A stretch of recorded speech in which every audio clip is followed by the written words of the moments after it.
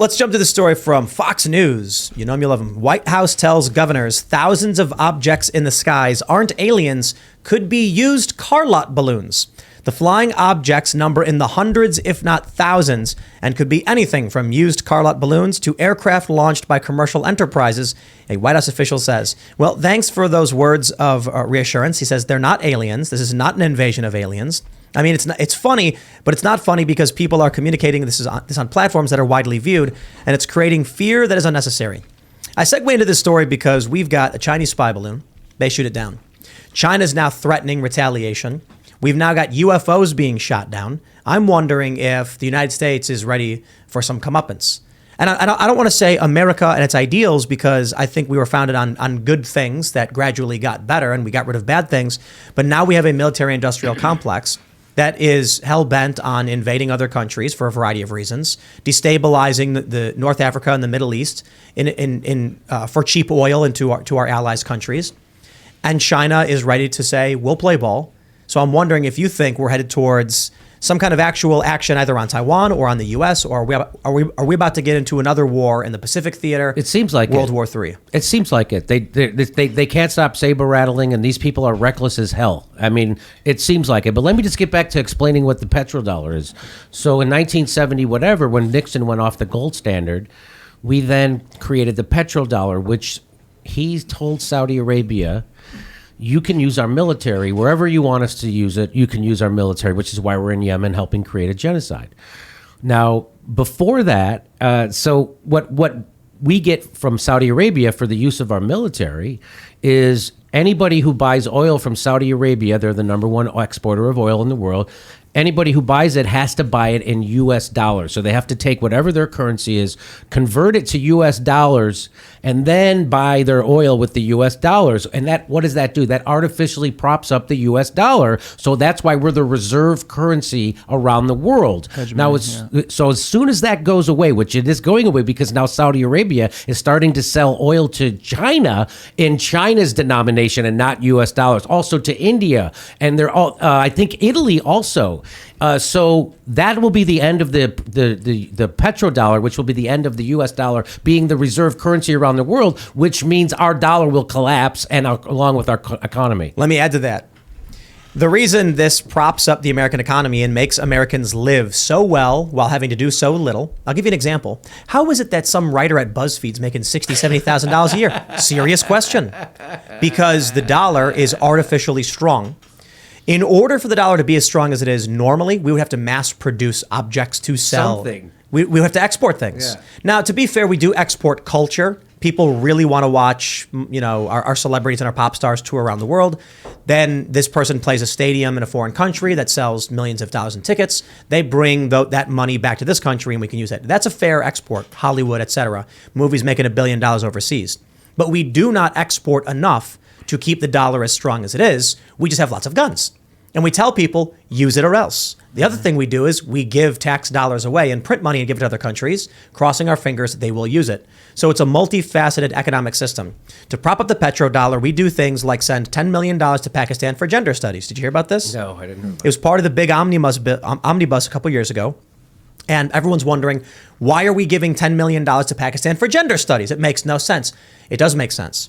If Pakistan is given $10 million, they say, okay, this is great. This is valuable and we'll use it. Everyone around them then says, we'll sell you these eggs. And they go, all we have is US dollars. And they go, okay, I guess we'll take US dollars. It is forcing confidence in this currency. So it's an economic incentive to give money away to prop up our economy. And then there's the militaristic incentive of do it or what happened to Gaddafi? Yeah, he was really interested in what, gold dinars, right? Yeah, he was going to create his own, I think it was called the dinar. It was going to be the currency of Africa. Right. And they couldn't let that happen. Again, and he wanted to keep the oil for his people. Whatever you want to do, it's not good. Yeah. Same thing. We overthrew Iran. We overthrew Iraq. We overthrew Iran in the 50s. Saddam Hussein, I think, wanted to trade in euro and use other currencies. Yeah. And then, and he gets holed up quite literally and then hung. And so you can't do that. And so NATO then invaded and bombed to smithereens Libya, turned it into a failed state with open slave markets, decapitated their leader, and we go. And then Barack Obama goes, "Yeah, that was a mistake."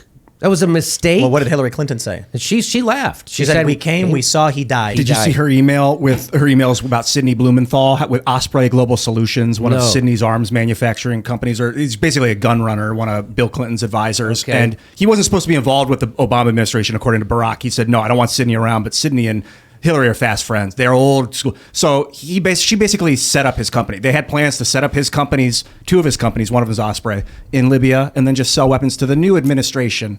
And it's all in her emails that came out that should have exonerated Bernie Sanders. I don't know why Bernie didn't. Well, let me ask you, Jimmy, I got you. What happens when the petrodollar collapses? I don't. You know what? I'm not smart enough to know, but it ain't good. It is not good. I think $20 I'm for gonna eggs? I'm going to guess runaway inflation, stuff like that, and we become worse than Brazil. Instant hyperinflation for the obvious reason of we mass print money, but we don't produce things. That's right. Where's our manufacturing? China. We're not doing it. So that means if we're not producing things, this was, I can't remember who we had on the show. They were talking about this. They said that, I think this was Byron Donalds. He said, you've got, with the COVID lockdowns, no production. So supply is low, but they're giving money to people, so demand is high. What does that do? It increases the cost of goods. High demand, low supply. Now what happens when the US dollar collapses and we're unable to buy things like laptops from South Korea or, Foxconn and things like that, or China stops selling to us? No supply, extremely high demand, and we are not producing anything to trade. So it's not just a supply issue. It's we have nothing of value to give to anybody anymore. Stagflation. Wow. So then, job opportunity, if you ask me. Then we're going to see, you call it hyperinflation. I don't know. What's beyond hyperinflation? Well, now, currency reset.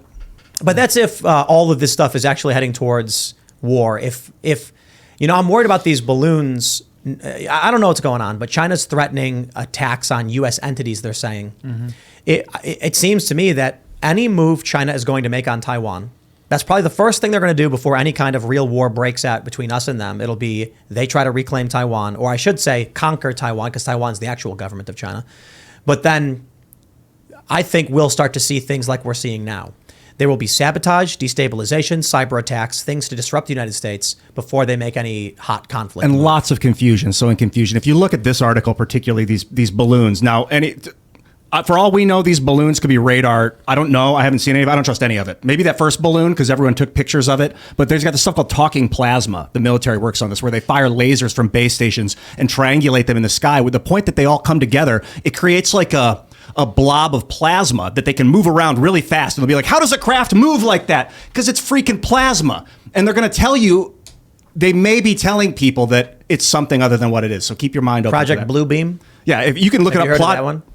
I haven't heard of that. I don't think it's real, to be honest. It's this conspiracy theory that the government is going to use advanced holographic technology and, let's just say illusion technology. It is. Pull it up now. Talking plasma. We can read about it. It's military. I think it's the Military Times. Well, right. So Blue Beam is, they're going to try and create a fake image of God or something to convince people of a new religion using holograms or something like that. Okay. I don't believe that because that's an episode of Star Trek that came out 4 years before the conspiracy theory. But we are seeing creepy AI stuff. We are seeing deep fakes. It's hard to know what's real. And as Ian's pointing out with talking plasma, where you're saying it's triangulating lasers, so it creates a ball of light in the sky that moves around in very strange ways to look like a vehicle. It might be more than triangular. It might be like 100 lasers coming together to create a really large one. It might be 2 lasers. I think it's 3 or more. I'm not sure. And they can project sound through this stuff. They can make it seem like sounds coming out of it. If you have hundreds of these lasers, you can probably make it look like a vehicle. Yeah, or an alien craft or some crazy balloon. And then it would move instantly like light, and people would think it was a craft. So the psychological manipulations that we're about to endure, it's going to be crazy. I mean, I don't know if you've seen the AI deepfake stuff that's coming out. I doubted it when I was on Rogan last time. I don't doubt it anymore. Well, what do you mean you doubted it? Joe asked me if I thought it was going to be really bad, and I was like, no, because you can already splice together fake videos and convince people of things. Then I started to see the degree and the ease. You can now. I saw Elon Musk talking the other day about how there's this new AI computer that you can sound like anybody. Like you can. We've used it on the show. Oh, so you know what I'm talking about. 11 Labs is the website. And you take a 10 megabyte clip of someone talking, and you just click upload. Then you type in what you want and press enter. Boom, the person says it. That's wild. That fast. So that's scary. Very Don't you scary. think I think Yes, there's already a viral story we covered yesterday where some company called, I don't know say the company did it, but there's a company called Alpha Grind. And it's a video from the Joe Rogan podcast of Joe promoting this libido booster that he claims will make you bigger downstairs. Joe, I don't believe ever talked about this. No. They deep fake it and run an ad because people probably will fall for it. And what do? First of all, Joe has to find the ad, which is hard enough. Right. Maybe someone tells him about it. It's in the news now, so maybe Joe will hear about it. But then what? Send a cease and desist, and they say, okay. And they take down that one video. But meanwhile, they've been circulating 5 others, right? And what happens when 10,000 people all do it at the same time? Right. Who are you suing? How do you get 10,000 people to take it down? Take a look at Wikipedia. They claim you can't sue Wikipedia because it's user-generated content. But it's not. Right. And my argument is all the articles say from Wikipedia. So there are bylines on it. But imagine this. If NBC defames you, you can sue NBC, right? But here's what happens. This happened to me. News outlet writes fake news about me, instantly gets picked up by 10 other outlets. The original source then corrects and says, whoopsie, but all the other outlets keep the lie. Yeah. Am I going to file 15 lawsuits? I can't afford that. So what happens if 10,000 people all create a deep fake of you and upload it?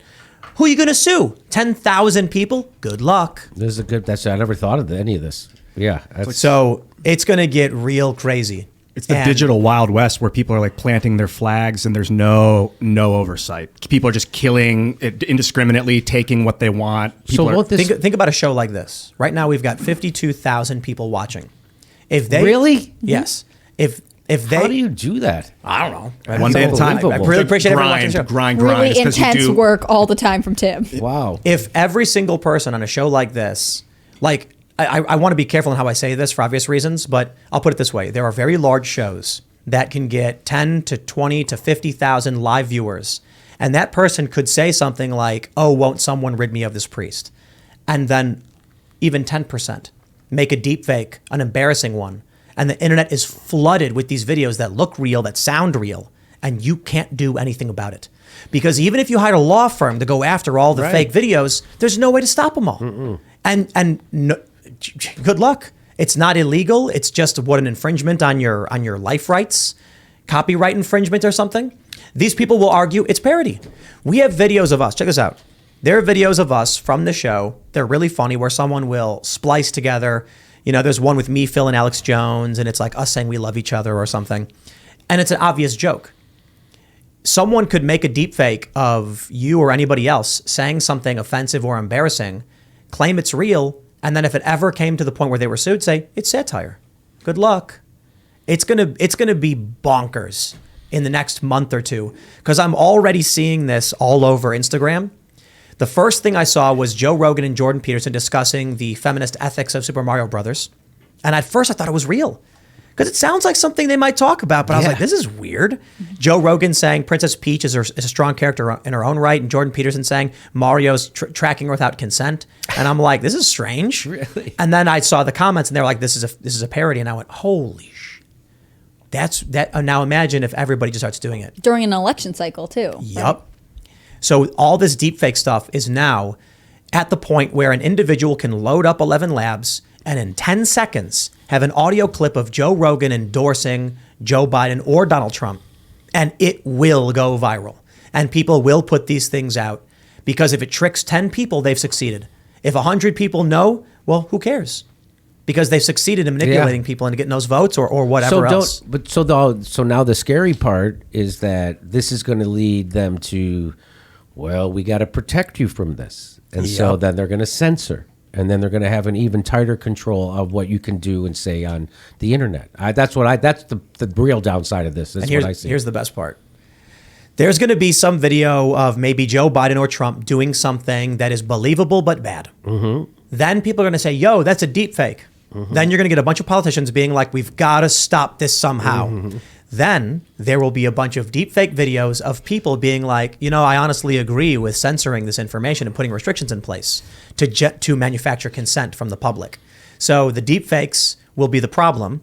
The deep fakes will convince people of the solution, and then they'll implement it. Instead of censoring, I think we should maybe force the software code open. I don't know if that's even possible in this circumstance, but if you could force transparency on the system, that would be way better than trying to blanket out. I will say this. I think the first thing that will happen is Twitter, YouTube, Facebook, etc. will need to implement deepfake scanning technology. So then they will flag them. So I think what they do on Twitter is parody accounts have to say parody, and you get the birdwatch thing that says this is a parody account to warn people. But I think with the advent of deepfake technology, it's scary now. But what we really need is for a company to create a filter that will tell you if something's a deepfake or not. Then Twitter needs to implement it. So in that video of Donald Trump saying something offensive appears, there will be a big exclamation point saying this video was generated by deepfake technology. And if the filter is open source, then you'll know that it's a legitimate scan. But what if, like, and I just know nothing about technology, but if I see a video that's a deepfake, but I don't know it, and I screen record it, therefore generating a new video, and say, post it on my Twitter saying, is this real? Is that going to get picked up in these kinds of scanners? Like, since it's a new type of content, like I've technically made a new video, would they be able to tell that it's deepfake? I mean, because then how do you take stuff off the internet, right? I know we talked this story to death, but the girls on I think it was Twitch who were upset because they realized that there's AI generated porn of them. That's cute. And they're Cinderella. saying, like, what am I gonna? Have you heard this story? No. There was a streamer who got caught, I guess, looking at a company that you can, request a public figure's face, or maybe you can upload upload their image of a person's face and they'll put it on a woman getting banged. Yeah, so it makes porn. And so there are, in particular, a couple different streamers who were saying, I have to fight this legally. I didn't make this. It's my image being used against my will. How am I supposed to stop this? And at that point, anyone who's watched it, who's recorded it, now has it and can put it up anywhere. I mean, how do you put this back in the box? It's really difficult. Here's the crazier thing too. Let's say Joe Biden gets caught on a hot mic saying something really offensive. They could say it's a deepfake. Exactly. So that was a deep fake. You never said that. And also, like, if I'm going to take your likeness, Jimmy, for instance, if I made a deep fake of you but with a large forehead, is that impersonation? No. What if it's just a little bit bigger? Yeah. If you can do an impersonation of someone that sounds, it's uncanny, nobody bats an eye. You're allowed to do it. So what's the difference between if you did that or used an AI voice generator for parody purposes? How could you sue? It's like Seamus does Jordan Peterson's voice all the time. It's not like a one-for-one. It's obvious that it's an impersonation. But is Jordan Peterson going to sue and be like, hey, that's my voice. You can't use it? No. But what if you used an AI to make it for the same exact reason? What's the difference? A tool to impersonate versus physically doing it? Yeah, that's interesting territory, man. I would say that there's got to be some way to discern that it's not an impersonation, that it's slightly off. But good luck, because the text's so good, they're just going to make it exact. It reminds me of copyright law with music, right? When you have notes and they'll say this is just enough altered so it doesn't infringe on this. I mean, it will become very difficult, especially if you're saying, oh, well, it's Seamus's voice, but he's endorsing a product and it's making it sound like.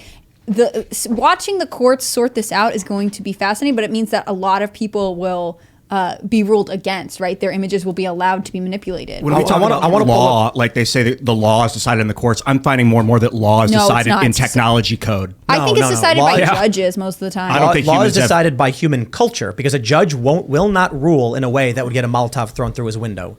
The law can say no putting a pie on your windowsill on Sunday, and no cop's going to arrest someone because it makes no sense. Molotov cocktail, culture. Or prevent him from being appointed to a position he may want to be in. Or prevent him from buying a muffin at his local bakery.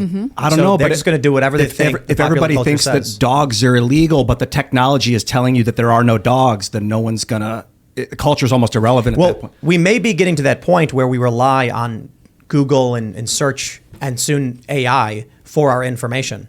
Because if you go to Google and you type in, did X happen? And it says it never happened because all these news articles pop up. People believe that, and that becomes their reality. Mm-hmm. Let me pull up this blog here. And they do control what you see.